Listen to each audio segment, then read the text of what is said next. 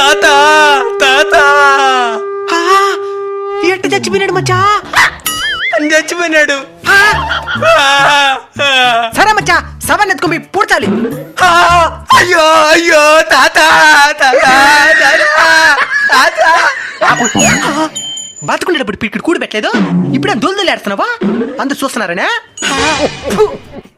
మచ్చా, మీ తాత చేతికి బంగారం ఉంగరం ఉన్నది. మా తాతకి ఆ ఉంగరం అంటే చాలా ఇష్టం, అందుకే వదిలేసిన. నాకు ఒక డైలాగ్ కూడా రాయలేదా? శవానికి డైలాగ్ రానమవుతుంది. సరే అనుకుంటా, పద శ్మశానానికి టైం అయింది. మచ్చా మచ్చా, ఏమైంది మావా? గుంట్లో ఉండాల్సిన మీ తాత గుంట బయట ఉన్నాడు. సన్లైట్ చూద్దామని వచ్చినాడా? మూసుకో. ఎవరో బంగారం కోసం బయటికి లాగే ఉంగరం తీసుకుని వదిలేస్తున్నారు.